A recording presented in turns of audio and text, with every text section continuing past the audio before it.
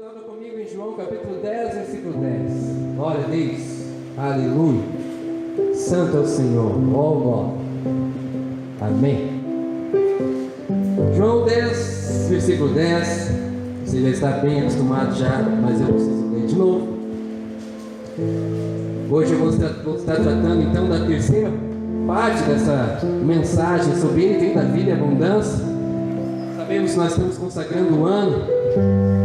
Então, quando eu soube que eu ia pregar no último dia, eu me liguei, o Senhor queria cair exatamente sobre esse assunto, sobre vida conjugal, amém, irmãos? Porque eu quero abençoar a sua vida conjugal para esse ano, amém? Então, em nome de Jesus, vamos lá, João capítulo 10, versículo 10 diz assim: o ladrão vem apenas para roubar, matar e destruir. Eu vim para que tenham vida e a tenham plenamente. Pode sentar, querido, em nome de Jesus. Aleluia. Para ficar bem gravado, o que é ter uma vida abundante? O que é abundante? É uma quantidade excessiva, superior ao necessário. O que é pleno, plenamente? Significa inteiro, completo, integral. Agora eu convido você a abrir o livro de Eclesiastes, capítulo 4, e é aí que nós vamos ficar hoje, durante essa noite. Eclesiastes, capítulo 4. Glória a Deus. Louvado seja o santo nome do Senhor. Maravilhoso. Eclesiastes, capítulo 4, versículo 8. Diz assim: havia um homem totalmente solitário, não tinha filho nem irmão, trabalhava sem parar. Contudo, seus olhos não se satisfaziam com a sua riqueza. Ele sequer perguntava: para quem estou trabalhando tanto? E por que razão deixo de me divertir? Isso também é absurdo. É um trabalho por demais ingrato. É melhor ter companhia do que estar sozinho, porque maior é a recompensa do trabalho de duas pessoas. Se um cair, o amigo pode ajudá-lo a levantar-se, mas pobre do homem que cai e não tem quem o ajude a levantar-se. E se dois dormirem juntos, vão manter-se aquecidos? Como, porém, manter-se aquecido sozinho? Um homem sozinho pode ser vencido, mas dois conseguem defender-se. Um cordão de 3 dobras não se rompe com facilidade. Amém?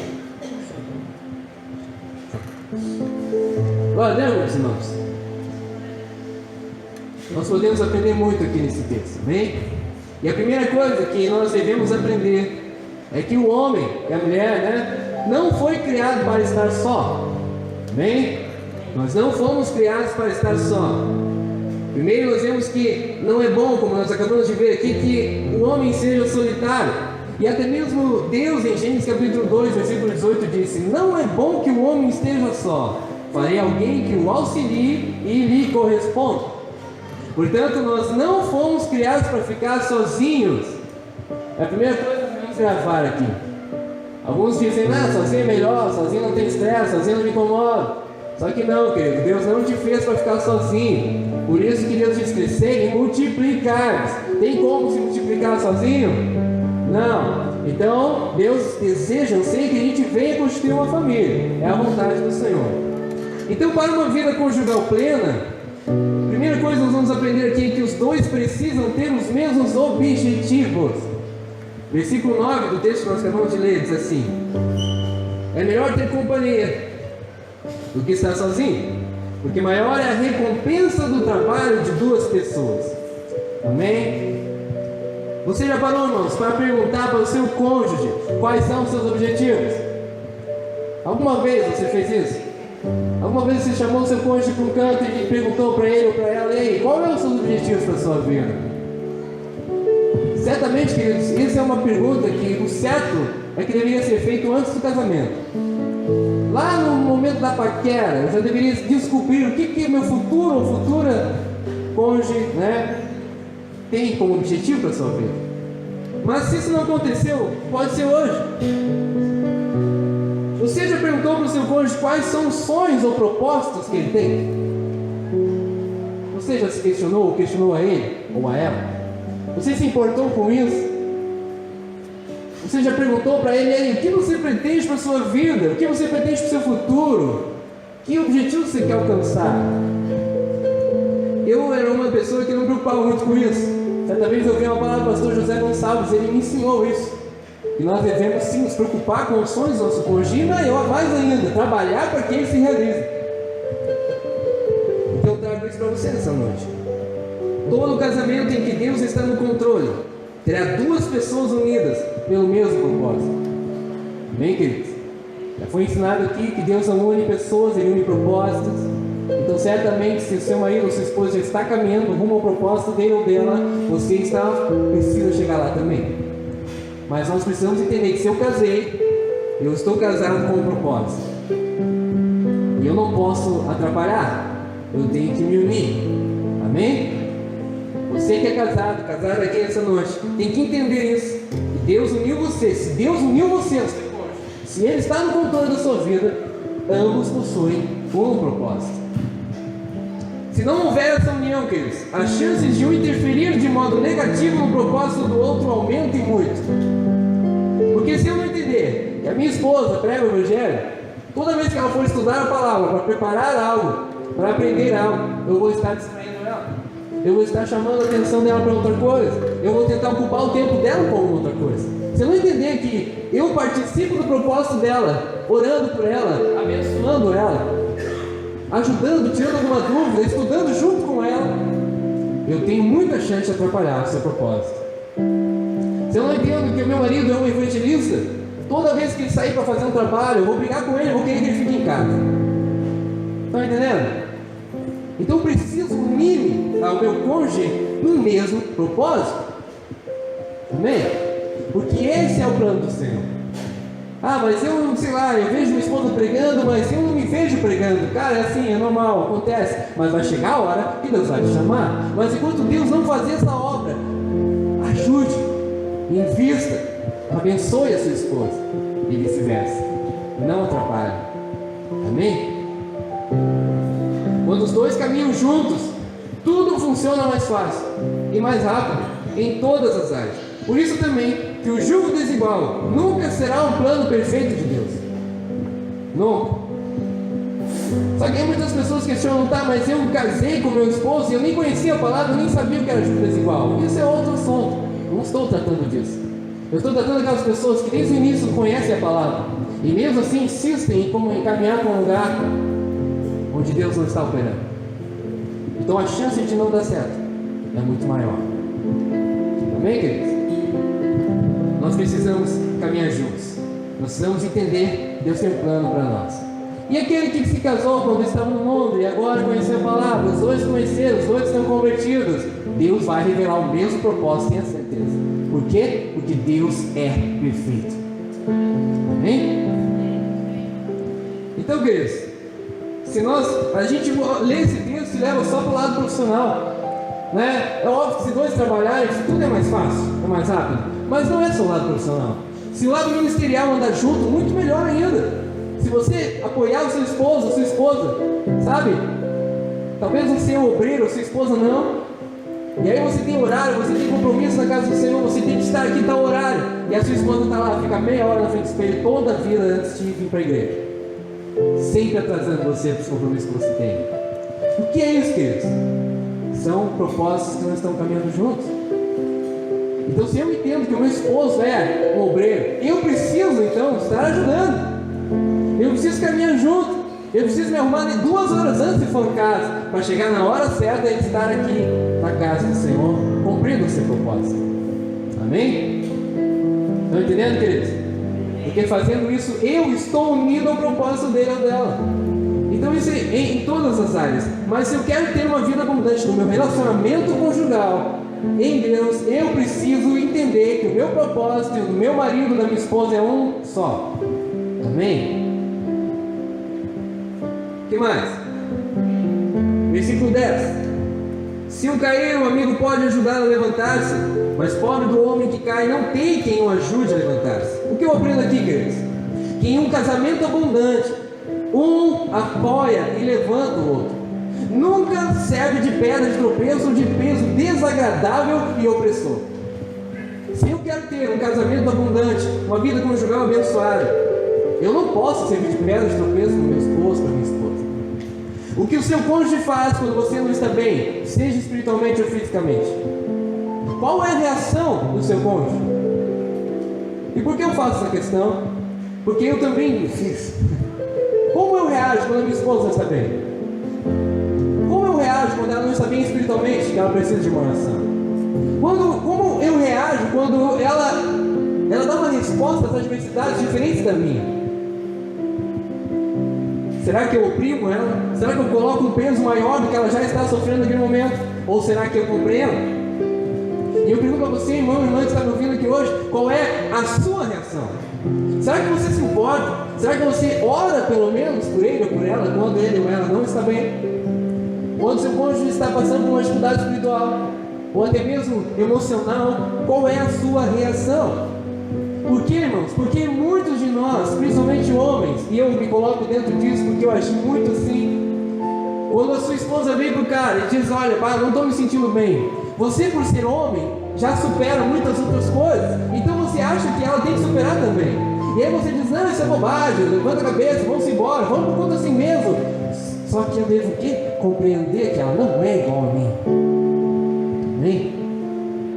E tem situações, circunstâncias que a sua esposa, o seu esposo não vão responder de maneira igual.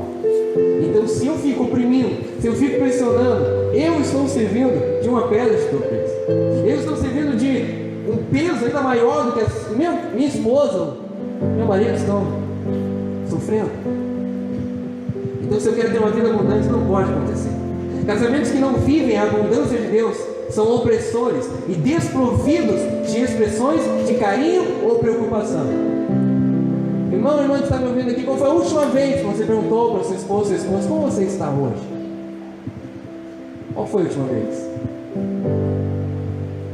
Por quê? Porque a gente, com o passar dos tempos, né? A gente acaba esquecendo de coisas importantes como essa. Eu lembro do meu namoro, qualquer dói, meu Deus, tá correndo. O que foi? O que está acontecendo? Como é que tá? Quer que eu faça alguma coisa? Mas o tempo passa, irmãos, a gente vai se deixando levar pela nossa carne. E às vezes a preocupação já não é mais a mesma. Ou às vezes a gente se esquece de preocupar. Mas eu quero dizer que se você quer ver uma vida abundante, como eu quero também no meu casamento, eu preciso resgatar certos valores. E um deles é esse. É de me preocupar, é de me colocar no lugar da minha esposa, do meu esposo. Amém? Procurar entender o que está se passando. Procurar entender o que está enfrentando. Expressões de carinho. Casamentos que não vivem abundância são aqueles que, pode ver, irmãos, com o passar dos tempos, nem se pegar na mão se pegam mais. Vão passear na rua, parece dois desconhecidos. Às vezes o marido está caminhando lá na frente, a mulher vem atrás, correndo atrás dele. Isso já é um casamento desprovido de abundância. Por quê, irmãos? Porque o casamento ele é comparado ao nosso relacionamento com Jesus. Eu pergunto para você gostaria de andar longe de Jesus? Não. A mesma coisa é com o seu esposo, com a sua esposa. Às vezes eu brinco com a minha esposa e aí, tá solteira? Se ela demora muito para pegar na minha mão, já né? Porque, irmãos, além disso ser algo que é valioso aos olhos do Senhor, é proveitoso para o relacionamento, uma expressão para as pessoas que estão ao nosso redor, que o casamento ainda pode ser feliz, abençoado e unido nos nossos dias. Amém?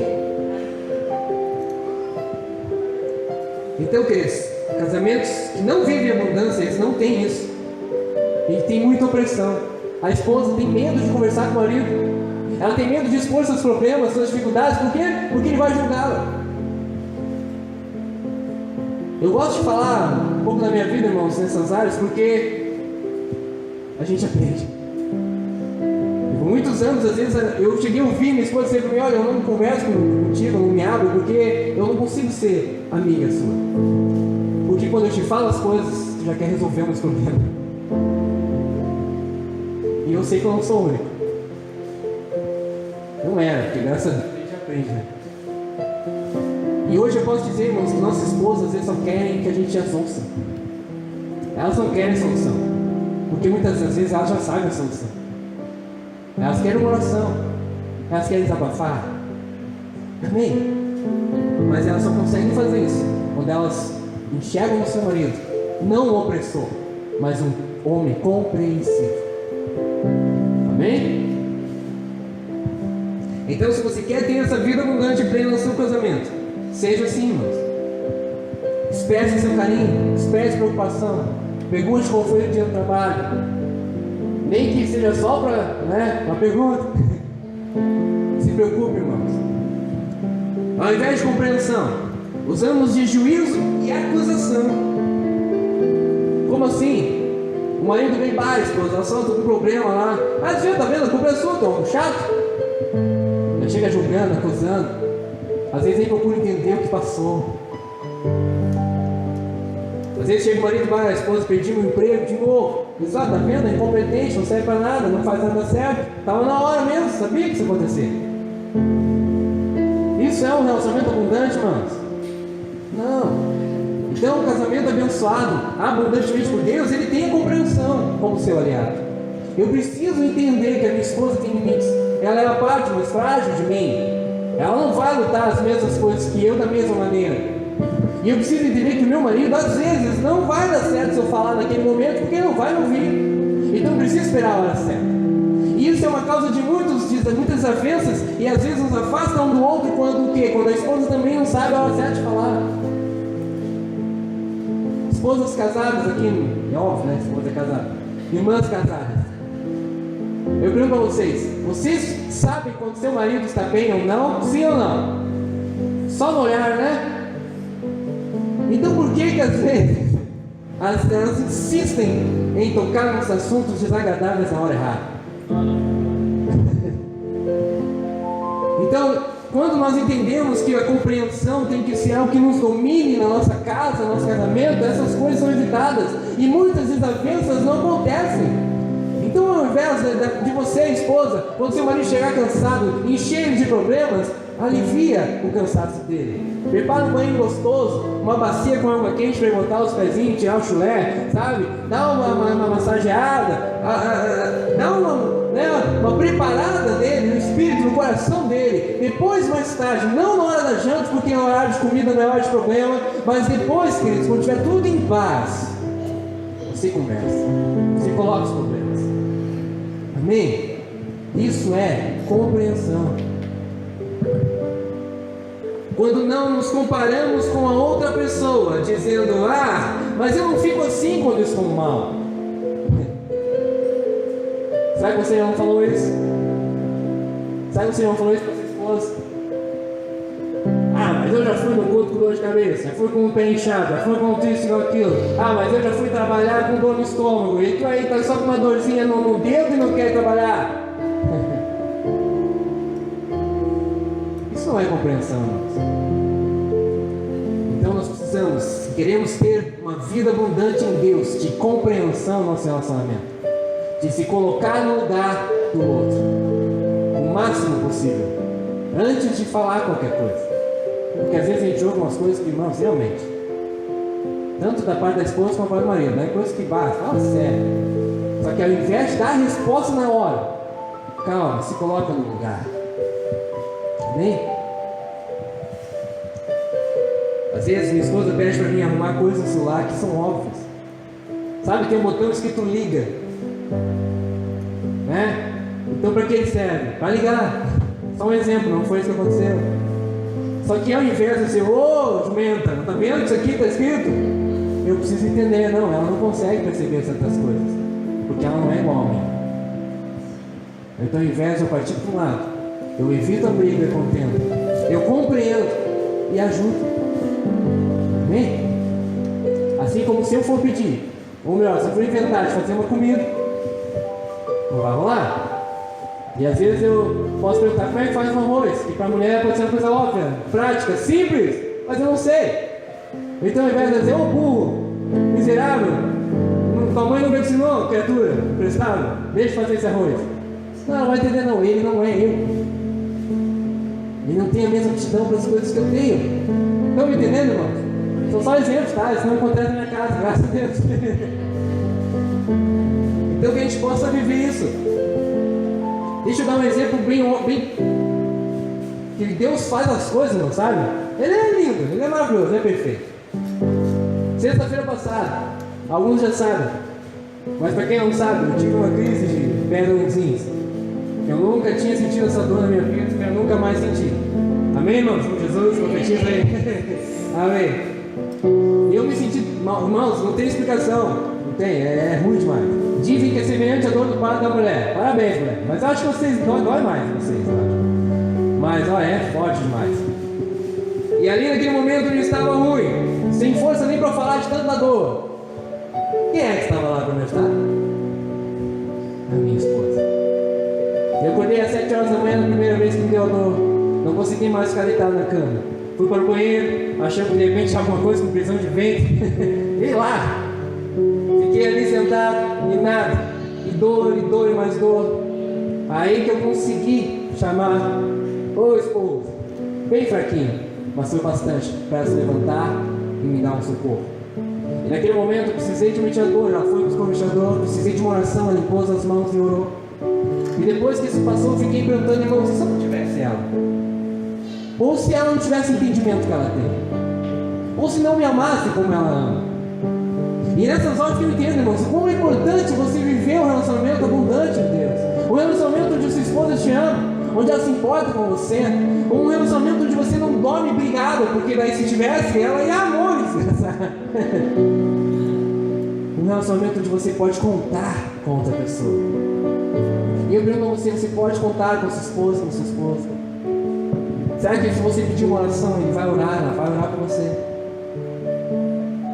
E ela orou ali, graças a Deus melhorei, fui para a cama de novo, dormi mais umas 3 horas, 10 horas acordei, horrível, pior ainda. E aí não deu jeito. E ela estava no bom do soninho, só dei uns cutucadas aqui, mulher, vou pro médico, não dá. Eu nunca vi ela como eu vi dessa vez, irmãos. Ela se levantou de uma forma, irmãos, que nem quando é para jejum ela se levanta. Voando, e já se foi, botou roupa e foi para trás, e gritando na rua, fazendo coisa, chamando minha mãe, e, sabe, a ponto de vizinha ouvir. E já falou, já fez amizade com uma vizinha que nunca tinha visto na vida. Eu lá honrando, mas ela estava fazendo a correria dela, irmãos. Foi comigo no médico, ficou o dia inteiro e não foi trabalhar. Irmãos, essas coisas nos fazem perceber que nós somos amados. E eu costumava brincar com ela até sexta-feira, nunca mais vou falar isso. Eu dizia às vezes, de vez em quando, brincando com ela, falava: tu não ama eu. Ou então eu perguntava: tu ama ele? Coisa de criança. Mas eu gostava de fazer isso. Só que hoje eu me envergonho se eu for brincar com ela desse jeito. É óbvio que ela já tinha demonstrado diversas vezes, irmãos. Mas tem coisas que acontecem que nos pegam de jeito. E eu dou esse exemplo, irmãos, para vocês saberem e entenderem o que eu estou dizendo. Ela poderia simplesmente me deixar me virar sozinha. Mas não. Por quê? Porque ela se colocou no meu lugar. Ela até brincou: não, mas eu só fiz isso porque estava gelado. Se tivesse quente até eu ia, né? Mas eu sei que não. Mas, irmãos, é bom ou não é bom poder contar com alguém? E é o que diz a palavra: se um cai, o outro levanta. Se você cair, você precisa ter certeza de que seu marido vai te levantar. Se você cair, você precisa ter certeza de que sua esposa vai te levantar. Só que às vezes a nossa queda é espiritual. E essa é a pior queda de todas, irmãos. Porque essa, ela representa também a nossa salvação. E é muito mais nessa hora que eu preciso da minha esposa. Eu preciso do meu marido. Eu preciso chegar à esposa: ora para mim, ora por mim que eu não estou legal. Me fortalece, bota a mão na minha cabeça. Então uma vida abundante, plena, uma vida conjugal abençoada, existe essa liberdade. Porque ambos são um. Então, em um casamento abundante, você não oprime o seu cônjuge, mas você faz o máximo para diminuir o peso que ele já está carregando. Amém? Seja qual for. Esse é o nosso esforço todo dia, irmãos. Sabe? Tentar aliviar o peso, a dor, o sofrimento. Às vezes sua esposa vai chegar cansada do serviço, cheio de problema. Esposa trabalhando com outras mulheres. O negócio não é fácil, não. Ouve cada bobagem. E mulher tem um talento com essas coisas, né? Como gosta de ficar de picuinha no serviço. Meu Deus do céu. Mas amém. Então nós vamos chegar em casa, ao invés de chegar e dar uma lição de moral, compreenda, entenda, ore por ela, fortaleça ela, divida o fardo. Se o marido também, às vezes ele está trabalhando 12 horas todo dia, final de semana direto, e você está sempre cobrando lazer. muitas vezes ele está fazendo isso para sanar necessidades que você mesmo possui. Amém, queridos? Hoje, como você está?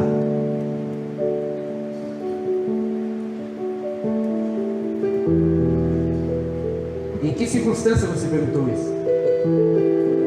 Ou então, qual foi o momento que você perguntou? Você está precisando de alguma coisa? Aí você pode dizer, mas você perguntar para minha esposa, é óbvio que ela vai dizer, estou precisando de sapato, camisa, blusa, casaco. Mas ainda assim pergunte. Amém?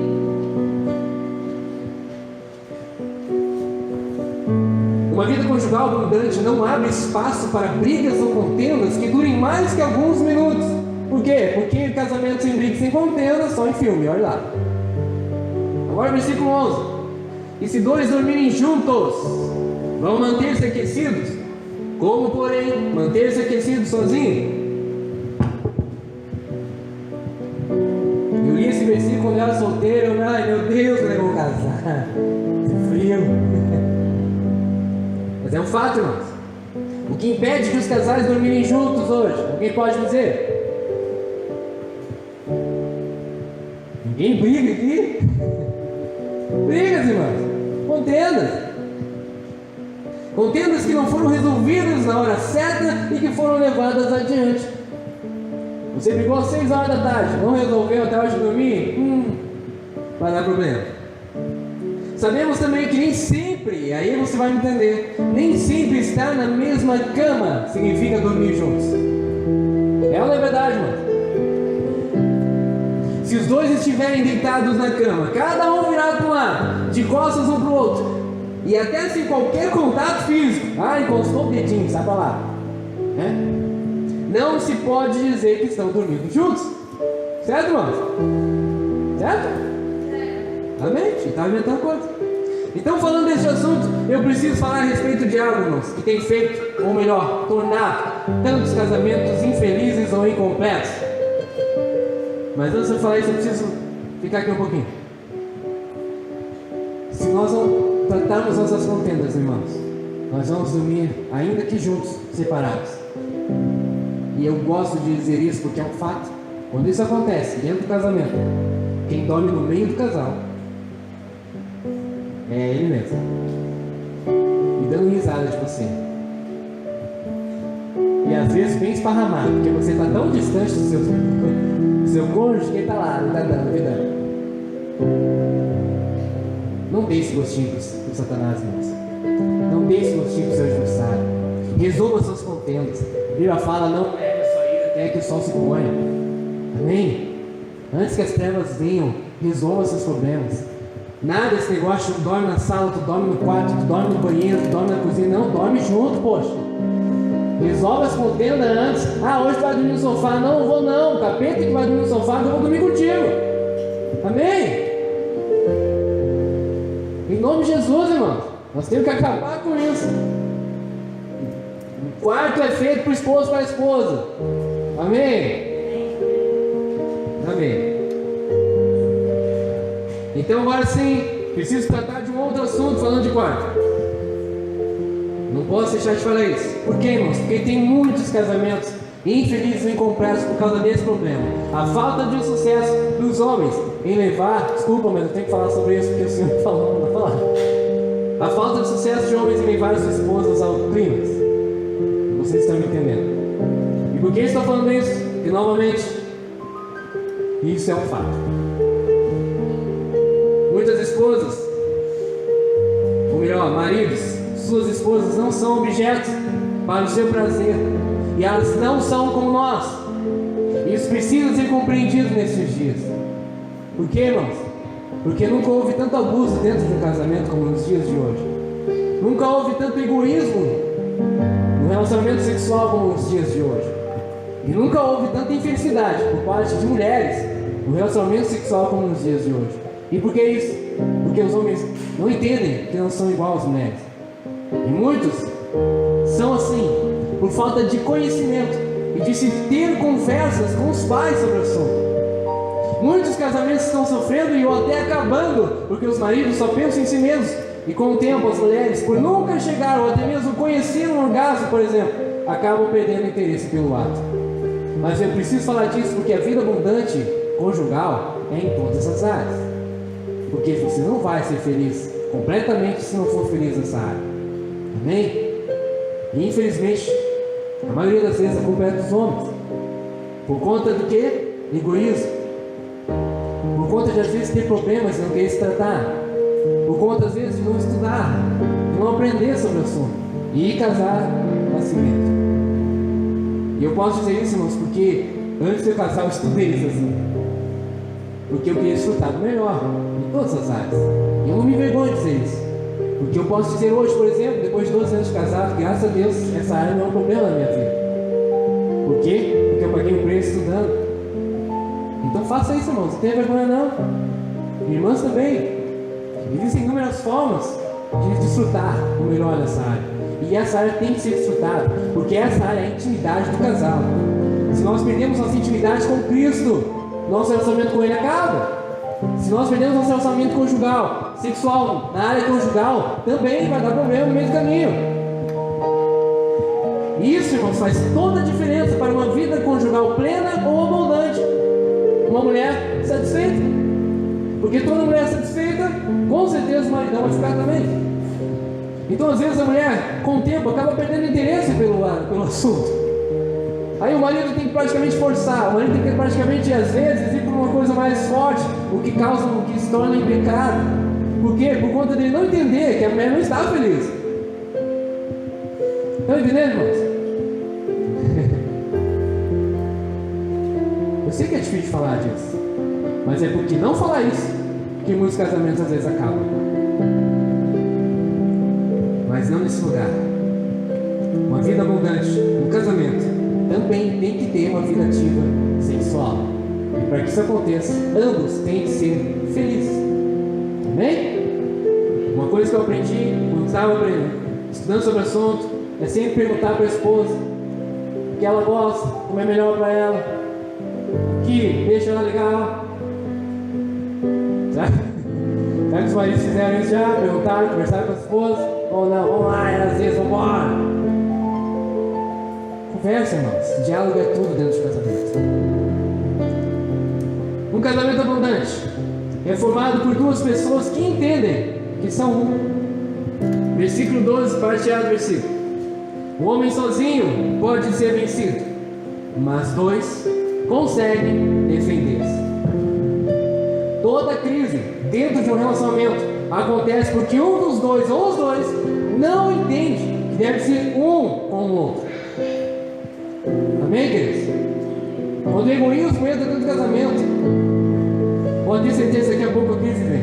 Quando você casa, por favor me entenda, quando você casa não é mais o seu ministério, o seu sonho, o seu carro, o seu salário ou a sua casa.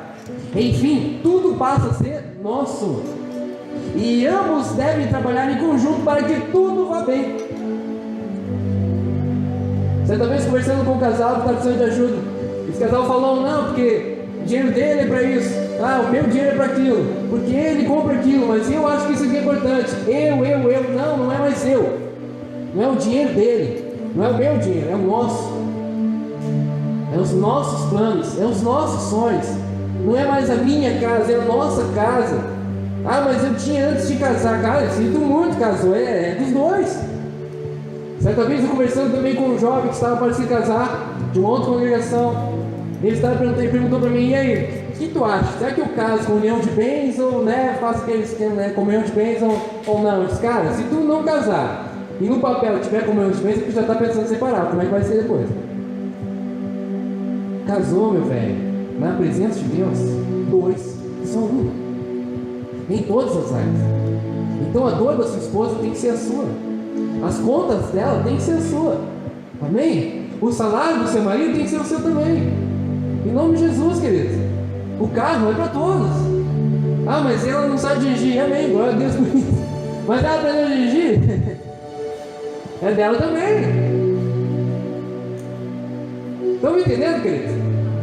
Se nós entendemos dia após dia que eu sou um com a minha esposa, eu vou vencer toda a crise que se levantar, contra a minha vida ou contra a vida dela. E aqui diz bem claro, 2 conseguem defender-se. Às vezes você pode entrar em circunstâncias difíceis dentro da casa de Deus. Eu já vi isso. Sabe? A esposa do cara está cheia de problema na igreja, os irmãos estão falando dela e coisa e tal. Aí o cara, ao invés de defender, deixa ela se virando sozinha. Não, cara. Abraça ela, defende ela. Ah, mas ela está errada. Então lá na sua casa, diz, ó, eu te defendi lá, mas você está errado. Reconheça. Por quê? Porque os problemas dela são seus. Amém? As aflições, as angústias dela são suas também. Se ela acorda de madrugada porque está sendo oprimida espiritualmente, não manda ela dormir, levanta e ora com ela. Amém? A mesma coisa do seu marido. As lutas, as tentações, as coisas que ele sofre durante o dia, você tem parte nisso, ajuda ele. Vence com ele. Por que tem muitas irmãs, às vezes, que perdem o ânimo, perdem a motivação e acham que talvez seus maridos nunca vão mudar, nunca vão se tornar grandes homens de Deus? Porque elas não entendem que ela e ele são um. Então o jejum que ela faz, a oração que ela faz, o propósito que ela faz, vai tocar a vida dele. Agora você só espera para que o pastor converse com ele, só espera para que o milagre aconteça, uma palavra seja pregada e fale no coração dele. Não! Você é um com ele. Então se ele não está bem espiritualmente, faça a sua parte, você é a metade. Amém, queridos? Se a sua metade for cheia da glória, isso vai contaminar a outra metade. Amém? Não existe vida conjugal abundante enquanto houver egoísmo. Não tem como, irmãos. Enquanto não entendemos que somos um, não tem como. Então, vença o egoísmo, suporte tudo aquilo que o diabo lançar na sua vida. É impossível uma vida conjugal abundante sem a terceira dobra. É a segunda parte do versículo 12, que diz assim: o cordão de 3 dobras não se rompe com facilidade. Irmãos, Jesus é e sempre será o elo principal que mantém qualquer tipo de relacionamento unido. Enquanto ele for a prioridade do casal, tal casamento nunca será destruído. Agora, por que eu não desfruto 100% do meu relacionamento? Porque talvez Jesus seja a prioridade só do marido, ou a prioridade só da esposa, ou não seja mais prioridade. Sempre antes de um casal jovem aqui na igreja casar, sempre nós falávamos para eles: cara, vida espiritual em primeiro lugar. Orem juntos, jejuem juntos, façam propósitos juntos, orem um pelos outros. Porque se isso não acontecer, cara, vai dar problema. E eu digo mesmo para os irmãos: sem Jesus, o elo mais forte dessa corrente, seu casamento pode ter problemas. Mas meu marido é do mundo, ele não entende, Deus entende que ele não entende. Mas você faça a sua parte. Por quê? Porque você é um com ele. Amém? Mas se os dois estão maduros bastante para entender que Jesus é tudo, então Jesus é tudo. Orem juntos, orem um pelos outros, busquem juntos. Amém, queridos? Isso tem que ser mantido. Só que o diabo vem com uma frieza do inferno para romper isso no meio dos casamentos. Como é que ele faz isso? Ele tira você, tira a sua atenção. Você trabalha demais, chega cansado, não quer orar com as pessoas que quer dormir. Você tem um dia estressante com seus filhos, o marido chega em casa, você nem quer saber do marido porque você quer dormir. Dia estressante com os filhos, acaba com você. Não quer acordar cedo, por quê? Porque tem que trabalhar. Não quer acordar mais cedo, porque senão depois passa um dia ruim. Aí não querem jejuar, não querem orar juntos. Irmãos, isso tem que ser vencido. Por quê? Porque o seu casamento é o bem maior que Deus te deu nessa terra. Amém? E é por isso que é o maior alvo do inferno. Porque se ele destruir um casamento, ele destrói uma família inteira. Ele acaba com os filhos. E uma família destruída, a igreja vai morrer. Então, queridos, serve pelo seu casamento. Jesus tem que ser prioridade dos dois. Amém? Você que é solteiro, vai casar, amém? Qual é a prioridade do futuro cônjuge? Mas se você perguntar, é perigoso. Você vai dizer: não, sim, porque na paixão, irmãos, uma paixão a gente é tudo que você quiser. Eu sou tudo que você quiser. Eu estou apaixonado, eu viro bonito, eu viro alto, eu viro esbelto, eu viro rico, o que tu quiser, eu viro trabalhador, eu viro estudioso, na dificuldade eu faço. Na paixão é isso, irmão. Mas quando casa, aí você conhece quem é a pessoa de verdade. Então observe antes de qualquer papo. Procure se interessar, porque o amor é uma decisão. Procure amar quem você sabe que a prioridade dessa pessoa é Jesus Cristo. Amém? Sem Jesus é impossível saber qual é o seu propósito, quanto mais unir-se a outra pessoa com o mesmo que o seu. Então, se Jesus não guiar a sua vida, você primeiro não vai saber qual é o seu propósito nessa terra. Depois não vai saber como descobrir o propósito da outra pessoa, se é o mesmo que o seu. Por quê? Porque é Jesus que mostra essas coisas. Amém? Sem Jesus você viverá em guerra contra o seu cônjuge, nunca querendo diminuir para que o outro cresça, ou reconhecer um erro para que o outro esteja certo, ou até procurar se colocar no lugar do outro para entender a sua aflição. Porque quem faz isso? Jesus através de nós. Se Jesus não está no seu casamento, você sempre vai querer ter razão. Sua palavra sempre tem que ser a última. Você nunca vai dizer para o seu cônjuge: eu errei, me perdoa. Por quê? Porque Jesus não é prioridade na sua vida. Porque onde Jesus é prioridade, me perdoa, eu errei, eu te amo, não são difíceis de se falar. Bem, queridos, com Jesus fica fácil de eu entender minha esposa e colocar no lugar dela. Fica fácil de eu perdoar os erros que ela comete, o que eu cometo, porque é Ele que faz isso. Sabe, nós sabemos que o adultério muitas vezes ele é a causa de muitas separações, até porque a Bíblia não condena. Mas eu quero dizer para você que o exemplo de Jesus é o perdão. Ainda que no adultério, porque eu pergunto para você, quantas vezes nós já traímos Jesus? Todos os dias as suas misericórdias se renovam. Ah, mas meu marido, minha esposa vai trair de novo. O que vai tornar isso fácil ou difícil vai ser a sua vida. Qual o preço você tem pago por ele ou por ela? O que você tem feito? Perdoe, ame, se entregue. Talvez até aconteça de novo, perdoe de novo. Mas vai chegar a hora que Deus vai te honrar. Por quê? Porque Deus é fiel. Sem Jesus não há um leito puro e sem mácula.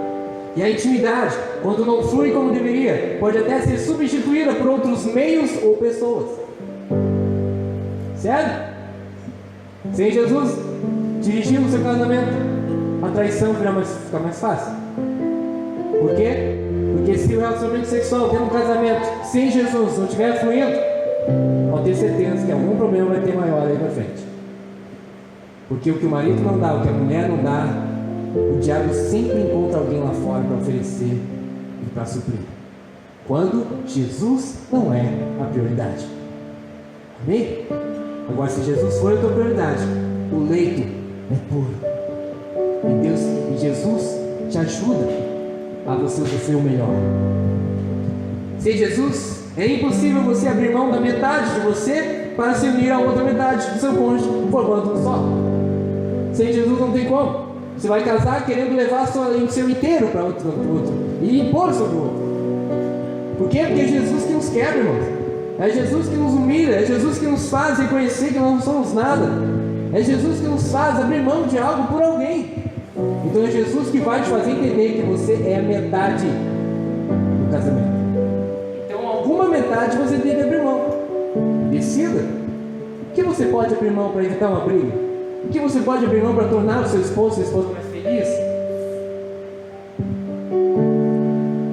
Certa vez conversando com um casal também, uma das brigas era porque o marido não queria levar a esposa para o trabalho, que gastava demais, ficava muita mão. Aí ali tinha uma briga, o esposo não queria levar ela, por causa disso que eu acabei de falar, e ela queria ir todo dia. Alguém tem que abrir mão, ou os dois têm que abrir mão. Ou o cara abre mão, dá um jeitinho, leva todos os dias. Ou ele diz: eu posso levar alguns dias. Só que se ele disser que eu posso levar alguns dias, aí a esposa tem que abrir mão também dos outros dias. Amém, irmãos? Se isso acontece, ninguém briga. E ambos desfrutam. Então, um casamento onde ninguém abre mão, é porque Jesus não é a prioridade. Sem Jesus é impossível você desfrutar do melhor que Deus preparou para o casamento na sua casa, pois tudo é dele, por ele e para ele, inclusive o seu casamento. Então, sem Jesus, não tem uma vida feliz conjugal. É só problema, só nhaca. Só que eu digo assim, irmãos, não adianta você dizer: não, mas eu sou salvo, Jesus está na minha vida. Não, eu estou dizendo Jesus prioridade. E para que a terceira dobra esteja unida às outras duas. O casal precisa criar o hábito de não apenas individual, mas também em conjunto, de orar, jejuar e cultuar a Deus juntos, principalmente a oração, que é o princípio de tudo. Um casal que entende a palavra, que não ora junto, abre muita brecha para o diabo agir. Irmãos, uma coisa é você dobrar seus joelhos todos os dias e orar pelos seus filhos, mas se você pegar a mão da sua esposa, cara, se ela concordar com você, sai da frente, o diabo não suporta.